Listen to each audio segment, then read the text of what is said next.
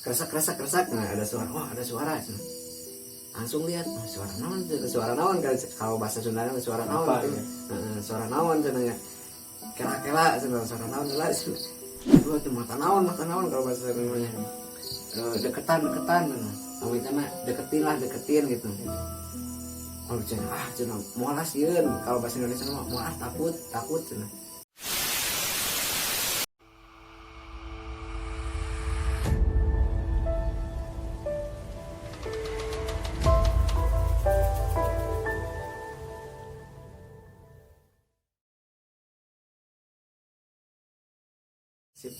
Assalamualaikum warahmatullahi wabarakatuh. Teman-teman, balik lagi di channel Story Febrian.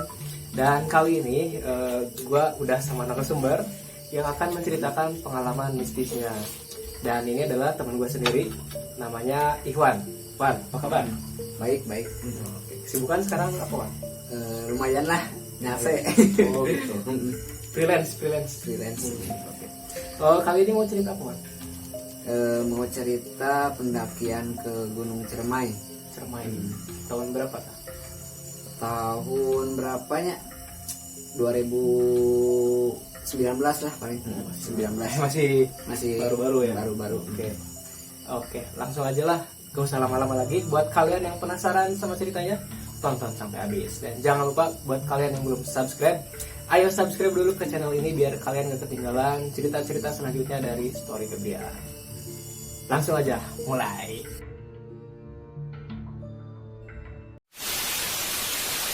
Awal-awal saya pendakian di tahun 2019 diawali dengan teman-teman saya yang beranggotakan 4 orang.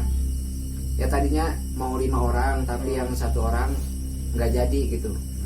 Jadi yang kesempatan bisa mendaki ke Gunung Ciremai itu hanya berempat. Di kemudian hari saya dan teman-teman menceritakan gitu ya, berkumpul selama seminggu. Saya dan teman-teman itu adakan perundingan gitu di suatu rumah yang menyiapkan untuk persiapan pendakian ke Gunung Ciremai.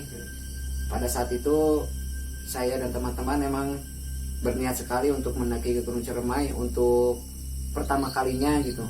Bukan pertama kalinya, itu untuk ke berapa kalinya, 5 kali. Oh, udah pernah gitu ya, 5 kali. Tapi yang di saat menegangkan itu di antara ke rombongan 4 pendakian itu.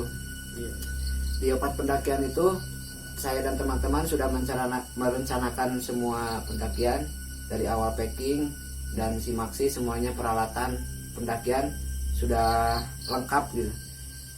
Dan suatu harinya kita nginep di suatu tempat gitu ya, di rumah teman.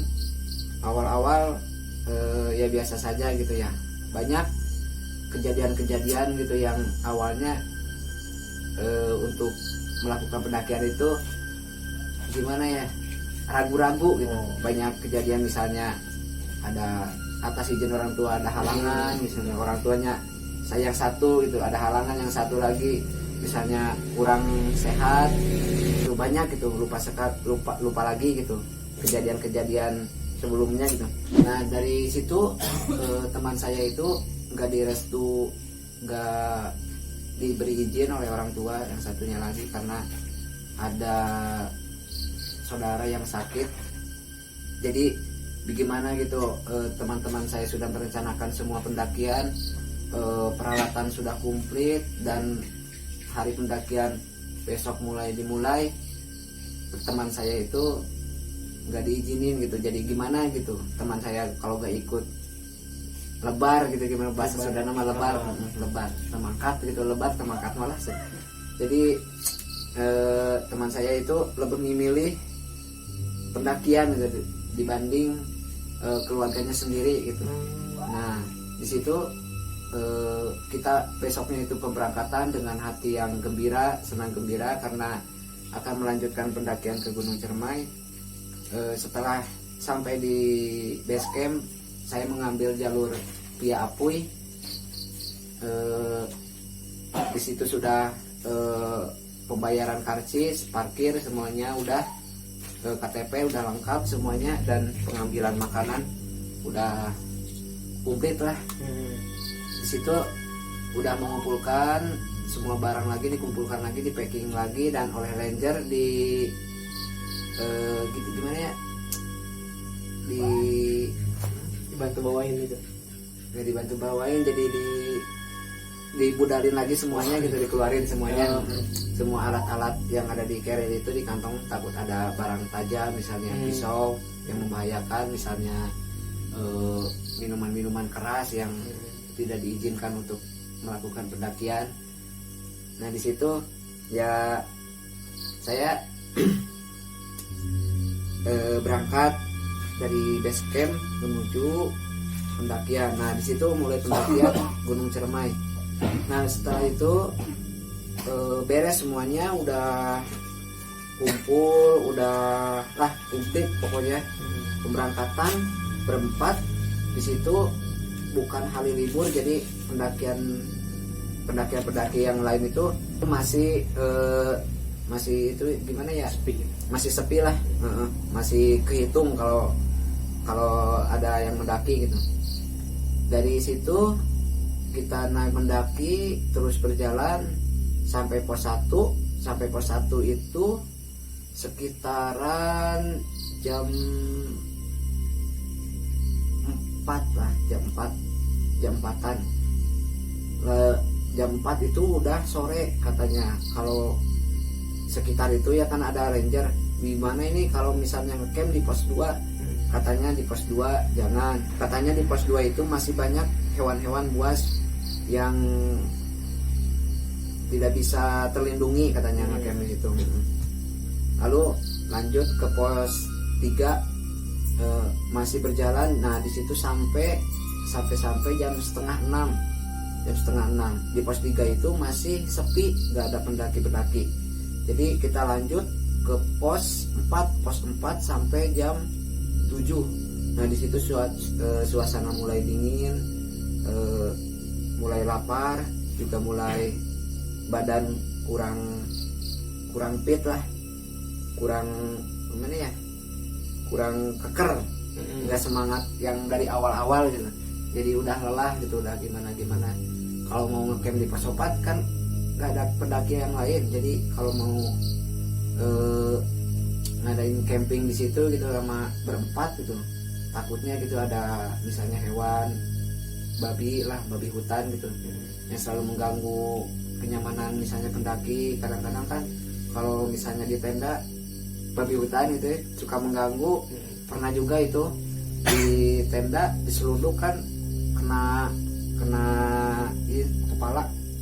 Takutnya itu kan takutnya gitu kena kepala, takutnya gimana gitu kan, takut celaka. Nah dari situ di pos 4 ya, di pos 4 lanjut ke pos 5 sampai jam 11 lah, jam 11-an. Lumayan jauh karena sedikit gitu, gak kita semua juga berempat nggak ngadain camping di pos 4 itu karena tidak memadai, pendaki juga sedikit gitu, takutnya gimana gitu, takutnya meninggal. Takutnya kayak gitu. Dari situ di pos 5 sampai jam 11 mulai lelah, mulai itu kita langsung buka keril, langsung keluarin tenda, langsung pasang tenda. Sesudah pasang tenda langsung beres-beres, kan lapar ya, jadi kita ngadain makan dulu gitu, masak mie. Nah di situ sesudah makan masak mie, ditaruh tuh sisa-sisa makanan misalnya sarimi, piring-piringnya itu gitu yang minyak-minyaknya itu ya. Nah, teman saya itu lagi di luar gitu, lagi ngerokok lagi gini gitu. Terus kresek, nah ada suara, langsung lihat, suara naon kan, kalau bahasa Sunda suara naon gitu. Suara naon cenanya, kela suara naon lah. Diselidik, ambil baterai, kelihatan mata dua. Mata dua tuh mata naon kalau bahasa Sunda namanya. deketin gitu. Kalau cenah moal sieun, kalau bahasa Indonesia mah moal takut cenah. Moal takut cenah. Takut tuh moal kena buru-buru cenah itu naon cenah bisi kumaha urang cenah bisi kumaha sieun salarea abrikeun namun kalau bahasa Indonesia mah abrikan semua gitu, misalnya ayolah semua gitu biar gak takut.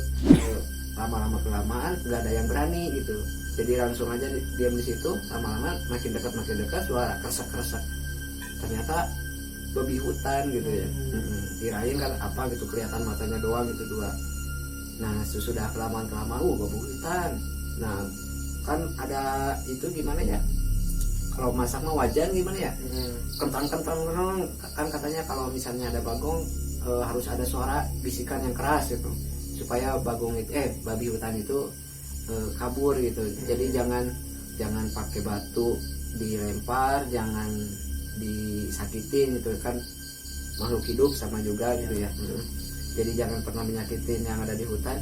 Jadi pakai wajan itu namanya kuali ya, pakai kuali yang keras itu, jadi kabur.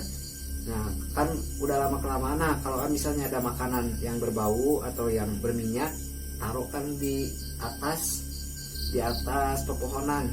Takutnya kan kalau di bawah babi hutan itu akan mengincar terus, putar-putar terus. Jadi taruhnya itu di atas biar baunya itu gak keisap sama babi hutan gitu. Nah sudah itu kita lanjutkan tidur.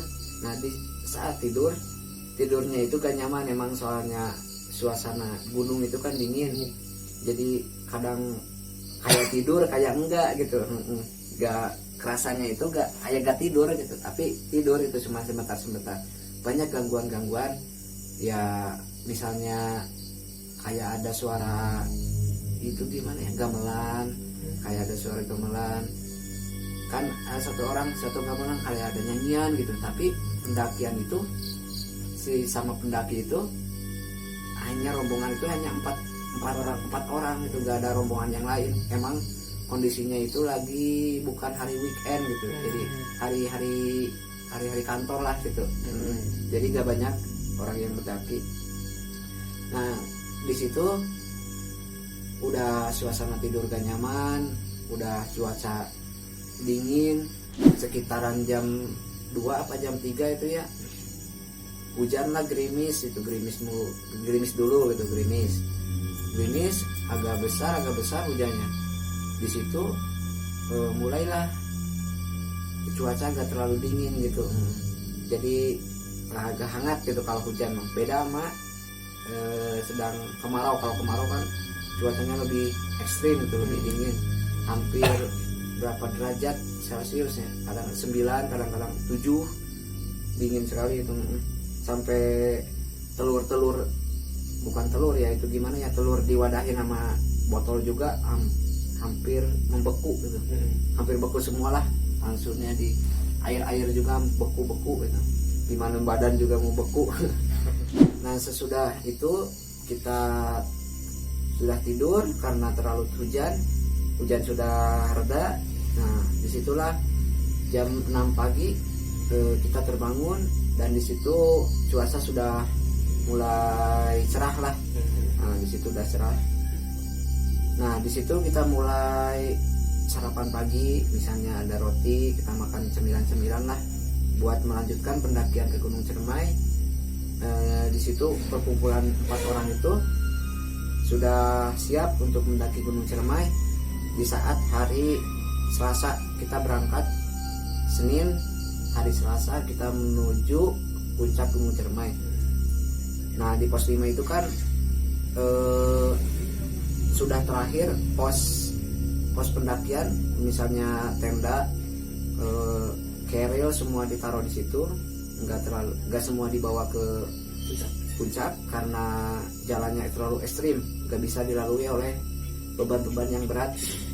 Jadi di situ kita hanya membawa tas body pack yang kecil gitu, misalnya yang bawa peralatan yang misalnya berharga, terus makanan yang ringan bisa dibawa, dan air botol yang secukupnya gitu, yang bisa sampai puncak gitu.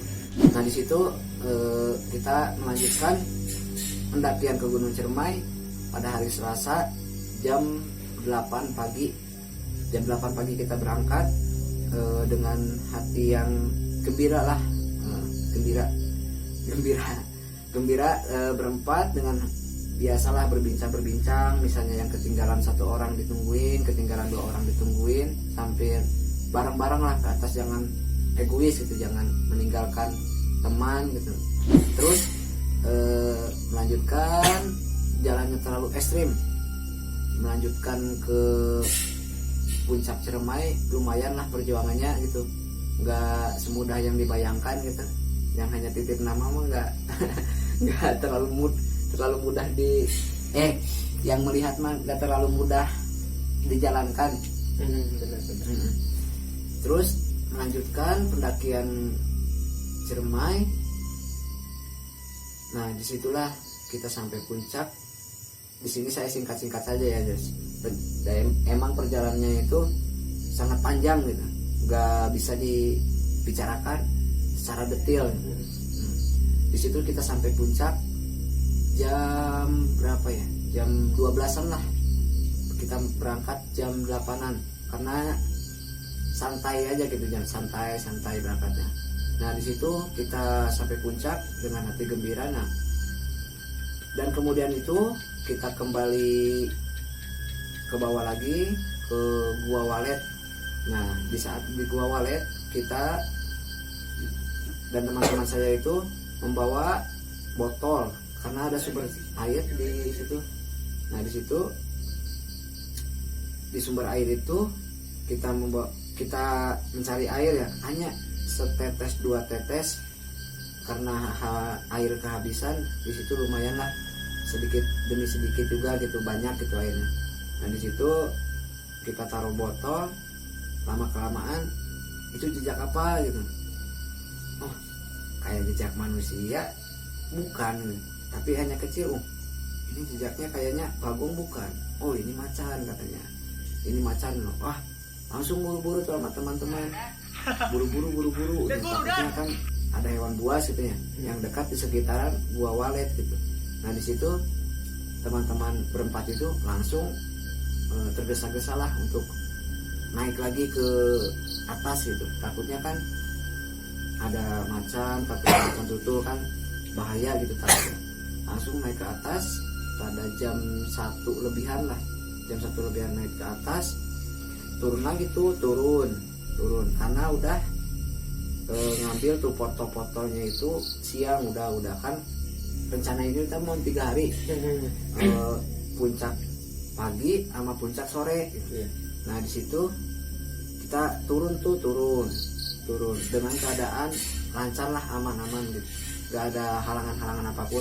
Kembali lagi ke pos 5, ngecamp lagi di situ.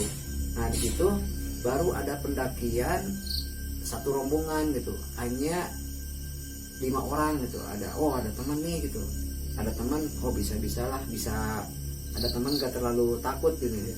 Ada teman di pos itu, emang terlalu jauh gitu, gak terlalu dekat. Emang datangnya kan sore, itu datangnya kan terlalu siang kali ya. Itu ngadain tenda, kita ngadain tenda di situ kan, itu terlalu jauh gitu, gak terlalu dekat lah gitu. Mau diajak ngobrol juga kayak malas gitu. Nah di situ kita biasa malamnya itu kayak kemarin lah gitu, makan sambil ngerokok, ngopi gitu. Besokan harinya sesudah tidur, sudah beres lah semuanya. Nah di situ kan yang rombongan 5 itu naik ke atas. Nah, rombongan 5 itu ke atas. Nah kita masih di camp pos 5, masih di camp pos 5 lah, sekitaran camp pos 5. Kita kan mau ambil puncak sore, ambil sunset. Nah jadi kita rutenya itu berangkatnya itu jam 2-an, jam 2 sorean. Nah di situ sesudah pendaki siang kan ya, pendaki itu turun jam 2. Nah kita berangkat lagi ke puncak jam 2, berangkat ke puncak jam 2. Terus pendaki itu kembali ke camp, kita berangkat ke atas dengan keadaan gimana ya, gembira lah, soalnya kemarin kan udah ke puncak lagi. Nah kedua kalinya ke hari keduanya hari Rabu mau naik lagi gitu, mau ambil sunset gitu, lihat sunset ke atas. Nah di situ ambil sunset ke atas, kita berjalan seperti biasa seperti kemarin. Nah di situ kan mulai mendung, di bawah itu mulai mendung. Nah kita terus naik ke atas sampai puncak. Nah di puncaknya itu kita hampir kedinginan, hampir hipotermia. Ada teman saya juga yang sudah menggigil gitu, udah agak kuat dingin, sambil menahan gimana ya, dinginnya itu sambil ngepol gitu, nggak bisa ketahan. Di situ kita ambil pertolongan sambil dipeluk semuanya, sambil dikasih semangat lah gitu, biar semangat kembali gitu, jangan terlalu, biar gak lemah gitu kondisinya itu. Di situ mulai agak membaik temannya itu. Lalu sesudah lama kelamaan udah mendung disertai badai. Nah di situ kita masih di atas puncak, mau lihat sunset, mau lihat keindahannya di sore hari gitu, gimana terbenamnya matahari. Awannya itu langsung menutup semua area puncak Gunung Ciremai. Nah di situ awannya itu berputar, anginnya itu sangat kencang sekali itu. Teman saya juga ada yang hampir masuk ke jurang karena anginnya kencang. Di situ kita memegang semua pohon edelweiss lah, pohonnya edelweiss. Semuanya itu megang pohon edelweiss, berempat itu megang pohon edelweiss sambil membaca ayat-ayat Al-Quran gitu. Takutnya kan gimana gitu, takutnya bahaya, takutnya meninggal 4 orang, takutnya gimana gitu kan. Baru pertama kali saya melihat badai angin kencang gitu di atas gunung, di puncak gunung gitu. Ternyata sangat berbahaya sekali, itu bisa membahayakan nyawa manusia gitu. Nah di situ berapa jam ya, sekitaran jam 3, bukan jam 3, jam 5, setengah 6 lah. Kalau bahasa Sunda mah memejena sareupna ya, memejena sareupna itu. Di situ kita mulai gimana ini berbincang, gimana ini mau turun atau mau lihat sunset, mau gimana gitu. Tapi dari segi lingkungan puncak, kalau lihat sunset udah sih tidak memadai gitu. Sudah emang awan sudah tertutup, sudah ketutup, emang puncak udah ketutup awan putih gitu ya. Awan sama angin terlalu kenceng gitu, takutnya kan berbahaya gitu. Memang di situ kita tidak ada izin untuk ranger untuk berangkat sore, berangkat pulang malam gitu, nggak ada izin gitu. Emang janggal kitanya berempat gitu. Langsung di situ kita berunding untuk bagaimana dilanjutkan melihat sunset atau turun ke bawah. Kan bagaimana ya perasaannya gitu, udah naik dari bawah ke atas, perjuangannya juga lumayan ya.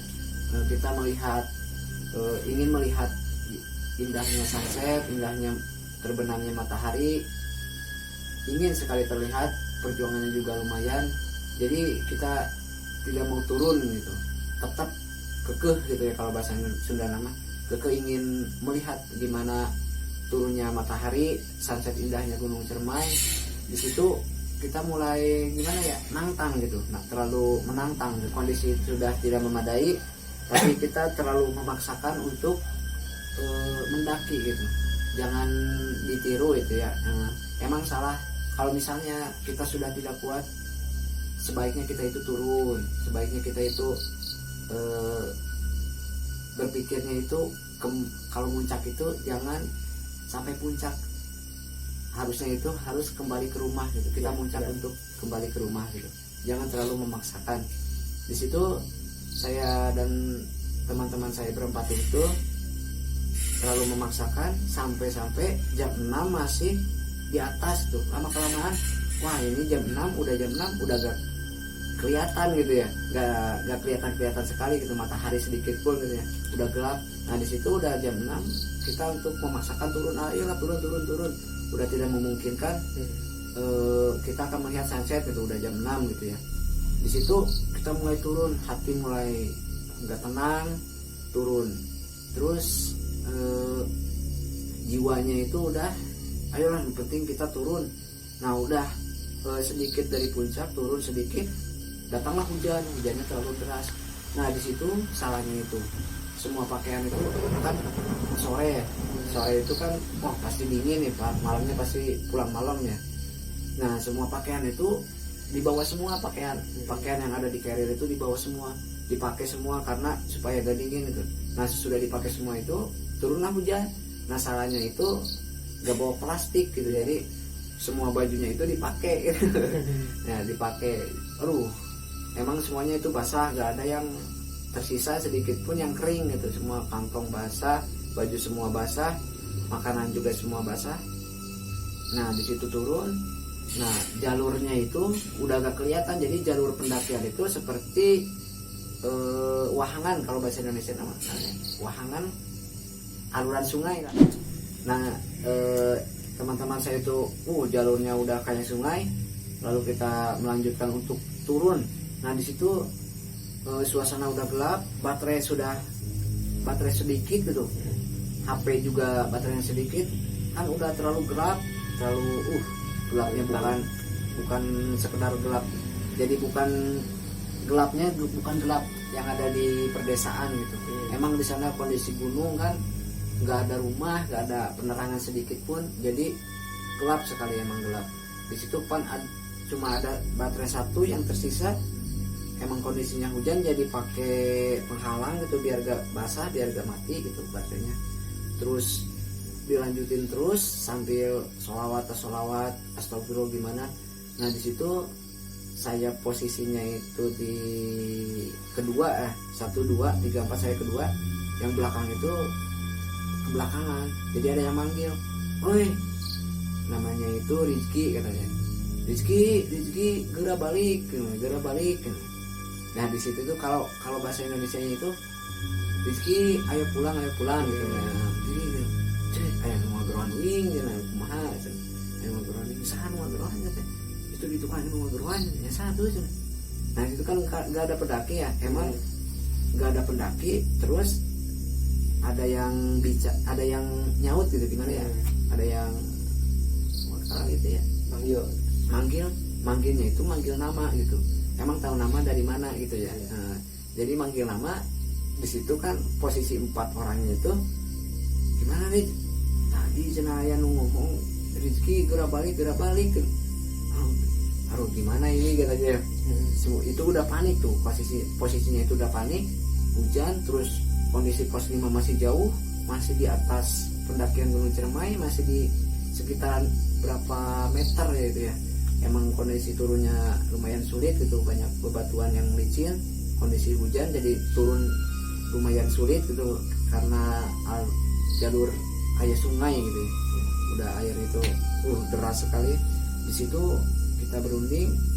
Nah berunding kita belum sholat maghrib, karena langsung berdoa semoga diberikan keselamatan sampai pulang, gak ada yang gimana gitu. Di situ kita turun terus sedikit demi sedikit.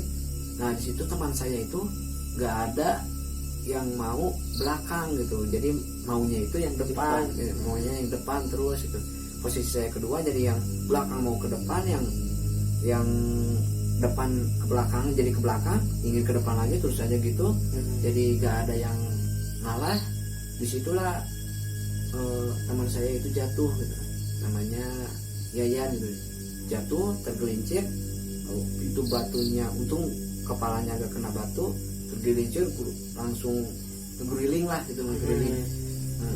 Itu kakinya itu lumayan kesleo lah, jadi pincet dah. Jadi dia kalau jalan kaki nggak terlalu gimana ya, lancar, jadi incet-incetan gitu. Di situ mulai panik semua 4 orang itu. Udah pikirannya itu udah kacau sekali. Emang kondisinya ada yang memanggil, terus teman saya kesleo, yang lain juga bagaimana ini untuk ke pos 5. Emang kondisinya itu sore hujan, ingin cepat ke pos 5, suasana itu kayak gak nyampe gitu sampai pos 5, kayak ada yang ngahalang terus, emang posisinya itu maghrib lah, selepas maghrib, emang nggak sewajarnya gitu, maghrib masih ada di situ gitu. Jadi di situ kita melanjutkan turun, memaksakan gitu ya, yang juga udah nggak kuat gitu, kakinya juga udah lemas sekali gitu. Nah di situ kan digandeng itu sama teman, ayo kuat Yan, bisa Yan, dipaksakan lah kalau bahasa Indonesia nya mah, memaksakan lah, ayo maksakan. Nah di situ kita terus gitu maksakan lah, kalau bahasa Indonesia kan maksain untuk turun ke pos 5 biar cepet turun gitu. Kondisinya itu gak ada satu orang pun, misalnya ranger pengamanan atau pendakian yang lain gitu, gak ada satupun orang gitu di situ. Di situ kita ingin terburu-buru turun, suasana mulai panik terus turun sambil sholawat. Nah di situ teman saya itu kedengeran gitu, emang kedengeran semua, bukan teman saya juga, kayak ada yang lari gitu, krecek, ada yang lari, cek, ada yang lari, ada yang lompat saya itu, kalau bahasa Indonesia ada yang lari, siapa itu, kalau bahasa Indonesia sama kayak gitu ya, ada yang lompat, misalnya siapa ya kayaknya. Di situ mulai terbentik, dan di situ langsung gemeter semua badan, kondisi dingin, hampir merindingnya gak karuan gitu. Jadi semuanya merasakan kepanikan gitu. Di situ teman saya dan semuanya itu berdoa, berpasrah lah kepada Allah gitu, bagaimana kita bisa kembali turun ke puncak gitu, bisa sampai pos 5 lah, yang terpenting sampai pos 5 gitu, sampai tenda, bisa menghangatkan tubuh gitu, yang kedinginan, kehujanan, semua kebasahan. Di situ udah agak pikiran udah agak kemana-mana lah, kita berpikir hanya untuk selamat gitu. Di situ terus turun, memaksakan untuk turun, sampailah sampai pos 5. Di situ kita mengucapkan alhamdulillah gitu bisa sampai. Sesudah sampai emang posisi basah, baju basah, semuanya basah, nggak ada tersisa yang kering satupun. Di situ kita buatlah jemuran gitu, jemuran, baju dijemurin semua, nggak ada baju satupun. Nah di situ ada tersisa SB, sleeping bed itu kan buat tidur, buat menghangatkan. Wah bagaimana ini kalau misalnya masuk ke depan pakai baju semuanya basah, semuanya juga ikut basah katanya juga. Udahlah semuanya copot semua. Nah telanjang pakai SB doang gitu. Dinginnya udah agak nahan gitu. Di situ kita gak pakai baju, cuma pakai SB doang, atau pakai SB, langsung lanjut tidur.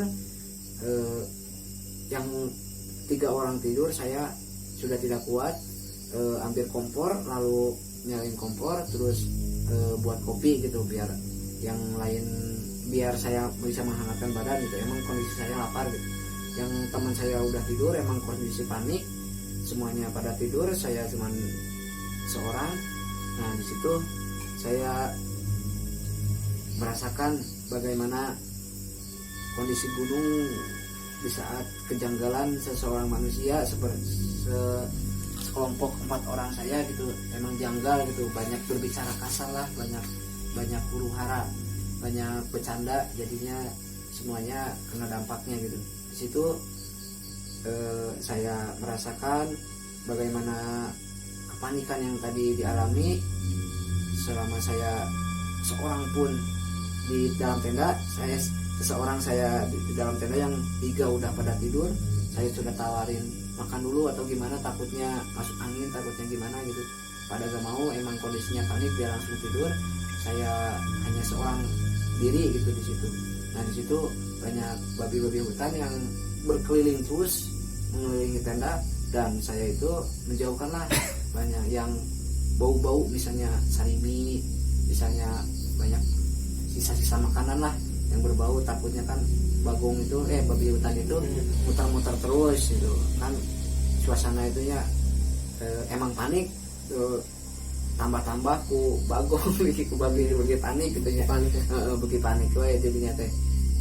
Dari situ ya saya bari merasakan gitu, bari berdoa gitu. Kondisi itu saya tidak sholat maghrib, tidak sholat isya karena kondisi panik. Teman-teman saya tidur langsung, saya sudah tidak sholat, tidak isya karena kondisi saya telanjang, cuman pakai SB doang gitu. Bagaimana SB cuman disleting gitu doang gitu ya, gak bisa pakai baju gitu, cuma buat tidur doang, pakai itu doang.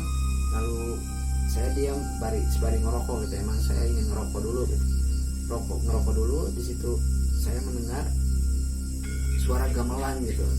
Emang itu gamelan emang hajatan itu dari bawah gitu, kedengaran kayak hajatan dari bawah gitu. Gimana, tapi gak kemungkinan gitu, kemungkinan kan jauh gitu, gak terdengar. Emang kondisi malam gitu ya, dimana ada hajatan malam gini gitu. Nah di situ ada suara gamelan lah, ding dong kayak gitu, kayak ada jaipongan gitu, ada yang konser. Nah di situ saya mulai gimana ya, panik sekali di situ. Pada hari Rabu, berarti hari Rabu itu lumayan lah kayaknya. Hari Rabu itu lumayan hari-hari yang tidak etis lah untuk pendakian gitu. Hari-hari Rabu emang banyak kondisi mistisnya itu banyak gitu. Nah di situ teman saya itu ada yang mau kencing gitu. Antar gitu. Kan saya di situ sendiri gak tidur gitu ya. Antar ayo antar kencing. Nah kencingnya itu di sebelah pohon. Nah di situ kencing, saya melihat teman saya itu emang posisinya itu gak sopan atau gimana ya. Jadi gak bismillah dulu atau gimana ya. Habis kencing dia langsung lari langsung lari ke tenda, langsung lari buru-buru. Kunaon. Kalau bahasa Indonesia itu kenapa. Nah di situ kunaon. Ya maksudnya tuh asa numetot asa numet. Namun kalau bahasa Indonesia mah kayak ada yang narik gitu, kayak yang narik si kelaminnya itu gitu ya. Si barangnya itu gitu, kayak ada narik gitu. Wah, sorangan mah bener teu bacaan itu puter-puter acan. Dia langsung gimana ya? Bengong aja terus. Gak kuat ini mah pendakian, gak terlalu gimana ya? Udah kehujanan, udah panik, udah ada yang narik, udah ada yang manggil gitu, udah pokoknya serem banget lah itu. Emang kejanggalan berempat orang. Itu katanya apa yang nariknya? Yang ditariknya itu kerasanya itu alat kelaminnya itu gitu. Pakai itu tangan itu kelihatan? Enggak pakai tangan kalinya. Atau apa gitu yang nariknya apa? Gimana ya? Jadi perasaan dia itu kayak ditarik gitu. Jadi si itunya itu sakit gitu. Gimana ya? Sakit gitu lah. Nah, berarti kayak ditarik gitu ya? Kayak ditarik. Nah di situ teman saya itu yang satu itu. Jadi si alat kelaminnya itu jadi gimana ya? Kalau bahasa Indonesianya itu baruh lah. Gimana ya? Baruh. Jadi besar lah. Jadi gatal gitu. Nah, emang benar jadi dia itu gak gimana ya, gak sopan, gak bismillah dulu gitu, gak permisi dulu, jadi langsung asal kencing. Jadi emang kalau misalnya kita ada yang banjur misalnya gak permisi dulu, gak gimana kan marah ya. Nah makhluk halus juga kayak gitu. Dia itu langsung kencing. Nah kencingnya itu kayaknya ada lubang atau pepohonan, langsung marah lah gitu. Makhluk halusnya itu marah, langsung betot alatnya itu, langsung baruh lah. Kalau bahasa Indonesia mah langsung gede lah. langsung gatal lah gitu, udah agak kuat. Nah dia itu gak tidur gitu. Emang posisinya itu gatal ini. Misalnya itu bebersihnya meren pakai daun gitu ya, pakai sareni kumaha aja jadi gak tuh. Enggak, katanya dia itu, saya itu gak sesudah kencing, udah lagi kencing, emang posisinya lagi kencing, enggak sempat bersih dulu gitu ya, itu ya alat kelaminnya itu. Jadi dia langsung lari, emang nggak pakai daun nggak pakai apa-apa gitu, kondisinya bersih gitu. Tapi dia udah gatal gitu, jadi udah ada yang narik kan tadi, jadi langsung gatal gitu. Emang kalau dipikir-pikir emang ya itu makhluk halus emang. Jadi dia itu gak sopan, hasil kencing langsung lari, nah langsung gitu emang. Berarti kalau yang bisa lihat kayak tangan bener gitu. Kalau yang bisa lihat mah seperti ibarat kita itu lagi diam ya, ada yang orang lewat langsung ambilin air banjur misalnya, di banjur atau gimana, kan gak sopan ya. Jadi dia langsung, kalau kita kan kalau misalnya di banjur gitu ya, langsung ambil batu langsung langsung ditenggor. Ibarat gitulah ya. Makhluk halus juga sama kan, sama-sama makhluk ya, ciptaan ya gitu. Kita harus, nah jadi ambil pelajarannya itu, kita itu kalau mau kencing atau mau apalah gitu di sesuatu tempat yang agak lumayan, nggak sesuatu tempat, emang di suatu tempat juga kita itu harus bismillah lah, atau punten permisi atau gimana gitu ya. Jangan asal terus langsung kencing atau gimana, nggak terlalu sopan. Memang kita itu harus ada bicara atau niatan baik untuk punten lah, permisi kita mau ikut misalnya kencing di sini atau gimana lah. Nah sesudah semuanya larut malam, kondisi teman saya itu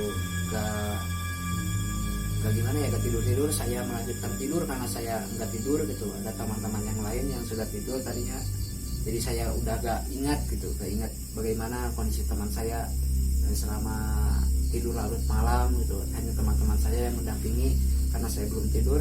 Nah sudah tidur, datanglah siang. Nah di situ teman saya itu jadi kayak insaf lah gitu, langsung ngambil wudhunya tayamum gitu, langsung sholat subuh, berdoa lah gimana. Nah sudah itu kan masih alat kelamin itu masih gatal-gatal gitu. Sudah sholat subuh itu kan berdoa udah gimana lah.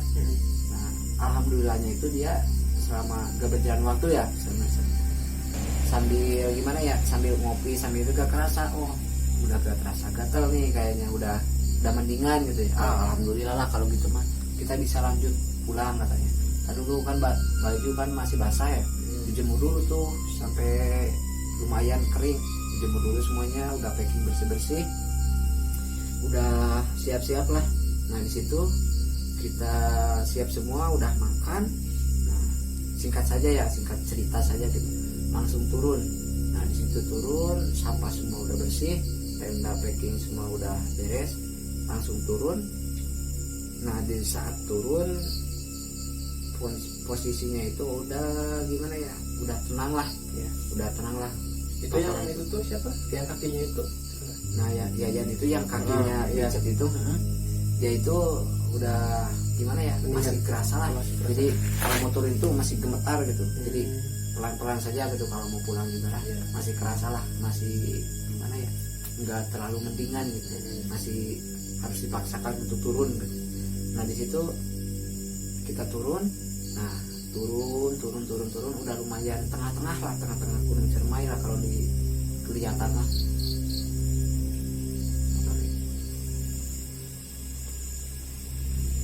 Kondisi udah melalui tengah-tengah Gunung Ciremai. Nah di situ kan udah jauh dari base camp, udah masih jauh dari base camp pendakian, masih jauh base camp pos 5 gitu. Nah di situ ketemu bapak-bapaknya itu gak pakai sendal, celananya pendek, bawa golok. Nah ada bapak-bapak kayaknya ini ngapain. Saya ngeliatin bapak-bapak itu, semua berempat itu ngeliatin bapak-bapaknya itu udah kayak gak peduli dengan sekitaran pendaki-pendaki yang lewat gitu. Jadi udah aja dia motong-motong kayu aja gitu, pak punten gitu, kalau bahasa Indonesia pak permisi gitu, mau lewat. Diem aja dia itu, diem. Kita akan kelihatan diem wae cicing wae itu mau bapak-bapak teh cenah kumaha cenah itu tanya cenah karunya cenah tuh dia cenah pakai sendal pakai ieu. Nah udah kelamaan ngobrol gitu, tiba-tiba bapak-bapak itu nggak ada gitu, hilang. Itu posisi jam berapa?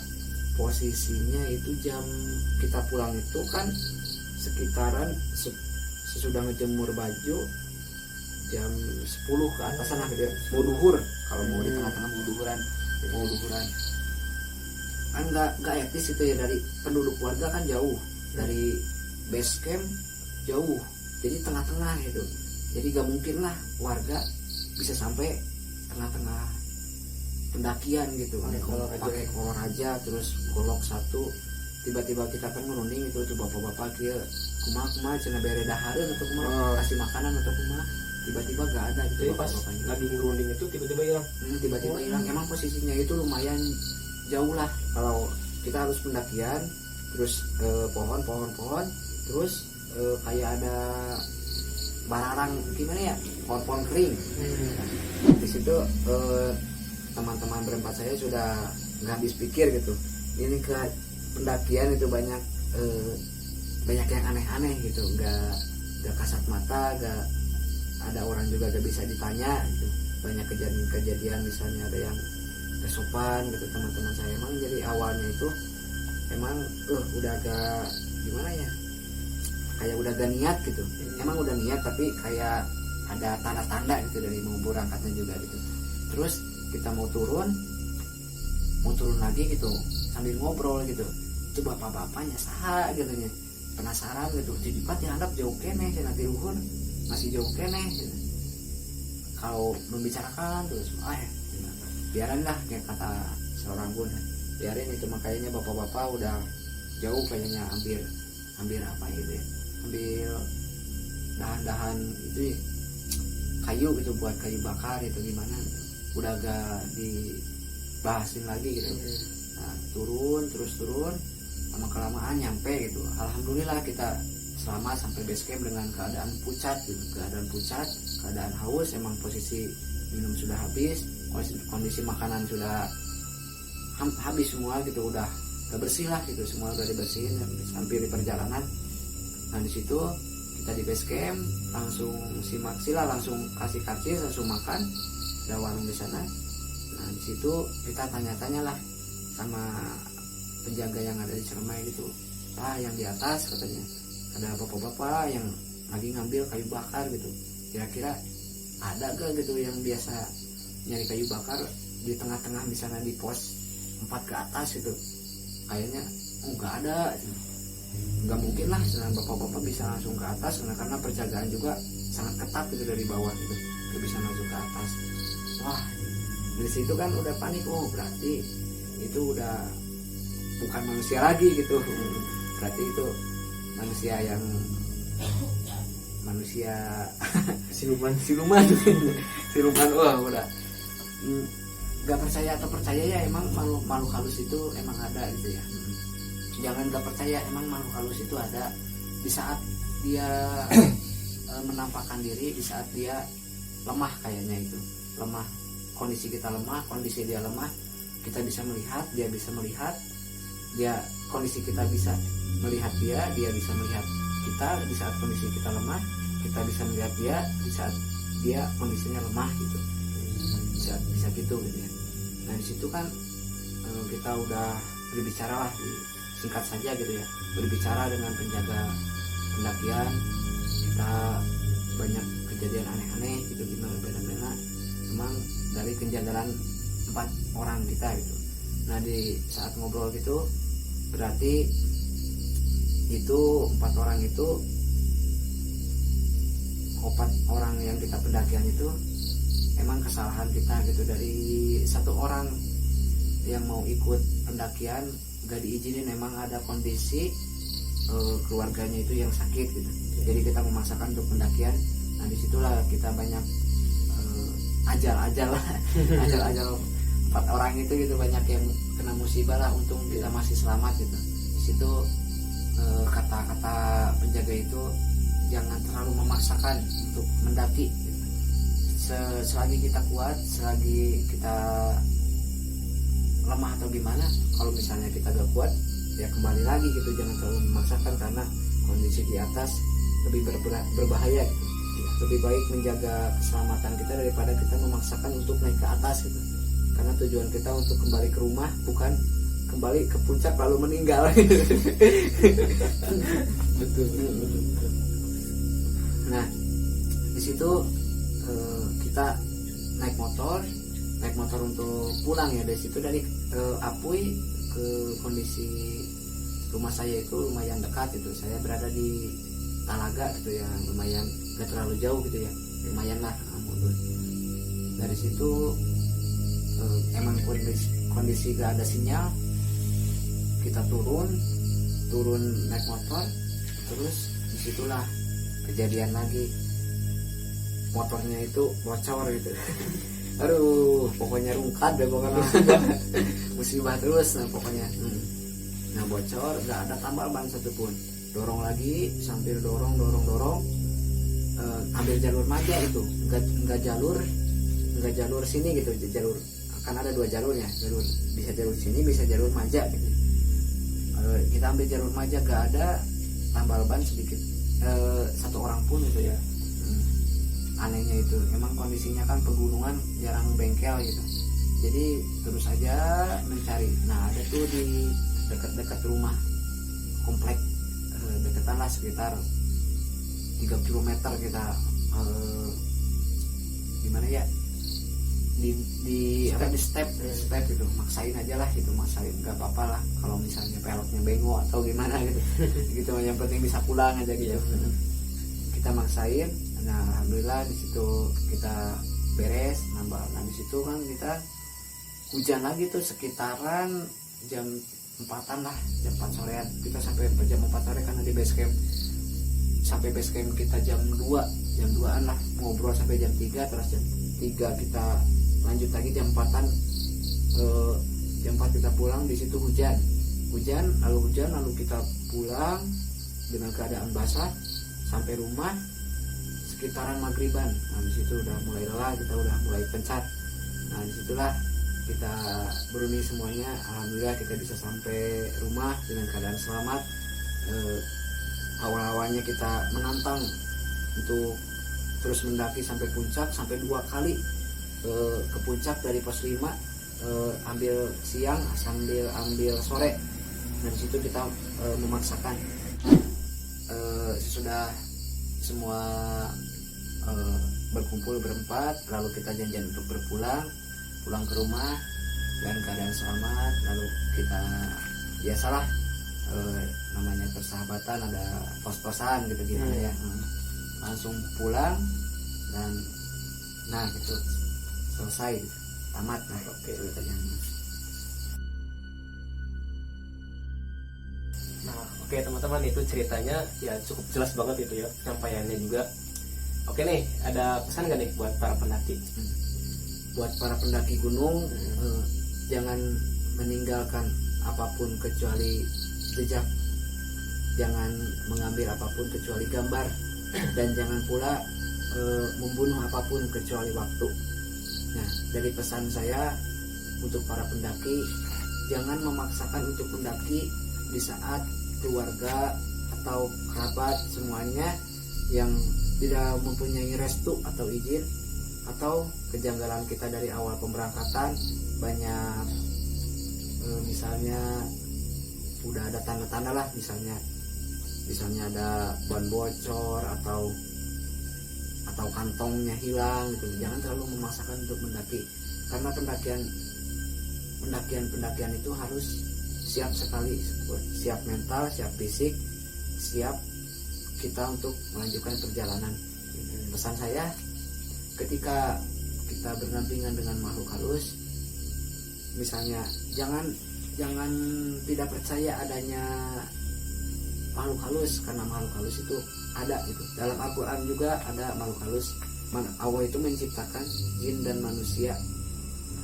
Manusia itu seperti kita, dan jin itu sama juga seperti kita gitu. Jadi makhluk hidup juga. Jadi ketika kita berada di keadaan yang misalnya pepohonan atau tempat-tempat yang agak serem lah gitu, ketika kita mau kencing, ketika mau kita buang puntung rokok atau apapun, harus permisi dulu, punten dulu, bismillah dulu, atau gimana lah sesuai kepercayaan masing-masing. Nah, sebaiknya harus begitu gitu, karena di dunia ini tidak ada yang padu we lah gitu. Asal padu kencing, padu naon, karena semuanya juga pasti ada efek-efeknya masing-masing. Dan di saat pendakian jangan mengucapkan pembicaraan yang kotor gitu ya, kotor atau apapun, sebagaimana kita jiwanya itu kasar gitu, berbicara kasar, tapi kalau misalnya pendakian jangan dikeluarin lah bahasanya gitu, jangan dikeluarin karena bisa menyakitkan teman, juga bisa menyakitkan orang lain, apalagi makhluk-makhluk halus gitu.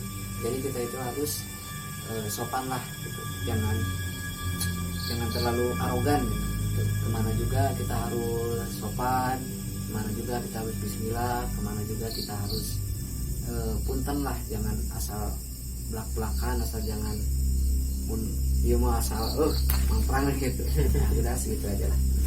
Oke, makasih ya sekali lagi buat ceritanya.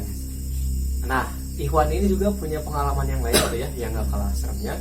Banyak ya, banyak sekali. Nah, buat kalian yang penasaran, stay tune terus. Oke, segini aja cerita buat malam ini. Dan buat kalian yang mau ngirimin cerita horornya bisa bisa DM aja gue di @ayamfeb33. Nanti gue kasih linknya di deskripsi. Dan buat yang mau jadi narasumber ya sekitar daerah Talaga aja gitu ya. IG Ikhwan apa, Wan? Oh, di saya Ikhwan 16NR. Oke, di follow ya. Sama channel YouTube saya juga.